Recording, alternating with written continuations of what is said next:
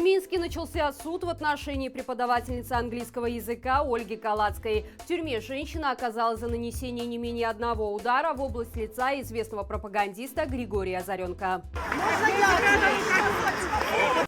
И хоть на кадрах четко видно, что женщина едва дотягивается до представителя Геббельс ТВ, ей все равно грозит до 6 лет лишения свободы за якобы злостное хулиганство. Инцидент произошел на одной из акций памяти об убитом Романе Бондаренко, куда Озаренок пришел снимать очередной издевательский сюжет.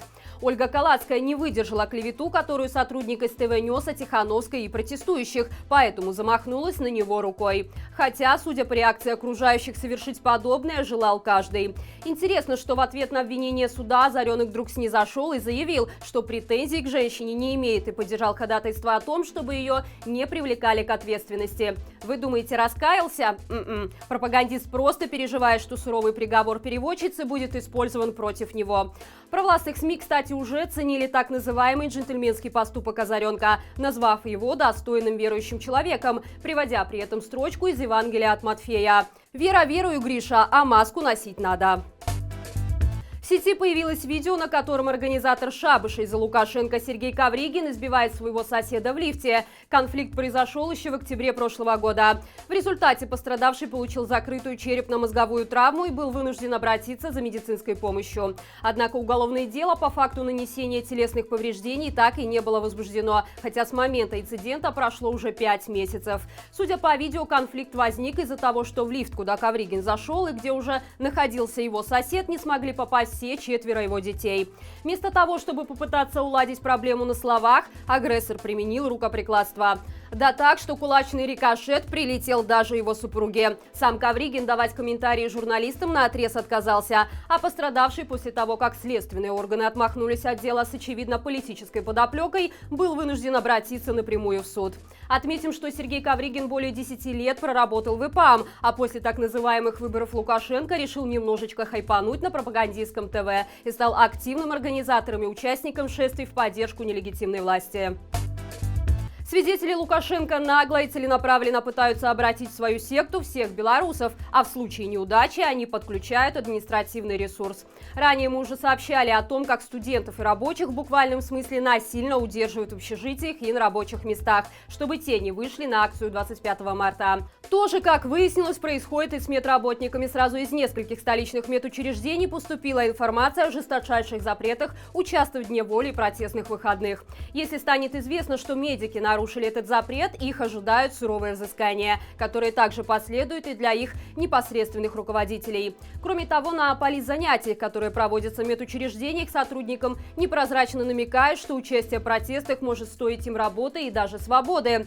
Все случаи будут строго контролироваться силовиками и вноситься в так называемые экстремистские списки. По словам врачей, такое распоряжение поступило после совещания руководителей организации здравоохранения во главе с министром Пиневичем. Что ж, было бы наивно ожидать, что в Минздраве сейчас кого-то беспокоит отток медиков из системы и проблема с кислородом во время пандемии. Главное, чтобы кадры были идеологически чистыми, а то, что людей спасать станет некому, это дело десятое.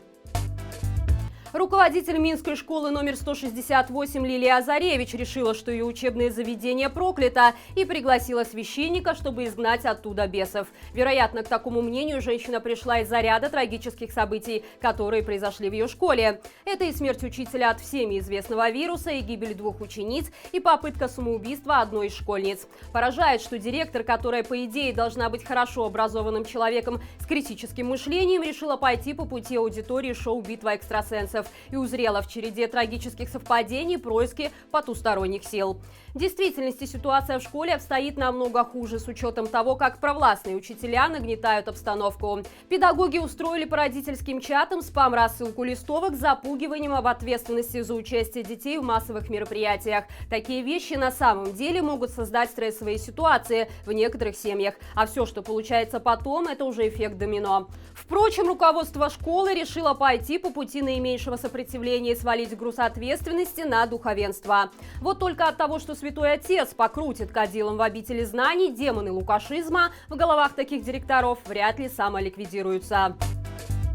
В Вильнюсе прошел форум Калиновского, посвященный поискам мирного выхода из кризиса Беларуси. Организатором мероприятия выступил Сейм Литвы в сотрудничестве с офисом Светланы Тихановской. В ходе форума ЕС, США и ОБСЕ поддержали инициативу белорусской оппозиции провести президентские выборы в 2021 году, а также выразили согласие выступить переговорщиками между оппозицией и Лукашенко.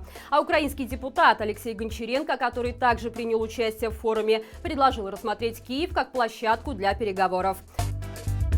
«Я не хочу представлять Беларусь, когда мой народ страдает». С такими словами капитан сборной по баскетболу Екатерина Сныцина завершила свою карьеру. По словам спортсменки, представлять Беларусь на международной арене, в то время как наш народ страдает, подвергается пыткам и репрессиям, когда людей безнаказанно убивают, калечат и держат в тюрьмах, она больше не может. Но и полностью спорт покидать Екатерина не собирается. А в рамках Академии чемпионов, которая запустила свободное объединение спортсменов, Сныцина будет делиться знаниями и опытом с подрастающим поколением.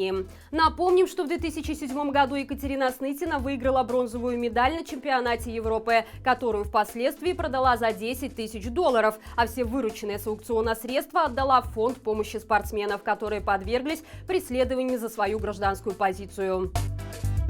И это все на сегодня. 25 марта присоединяйтесь к нашему прямому эфиру, посвященному Дню воли, где мы с моим коллегой Дмитрием Семеновым будем освещать протесты в Беларуси, а также подведем итоги работы, проделанной оппозиционными лидерами для приближения плана победы над режимом. До встречи завтра и живи Беларусь!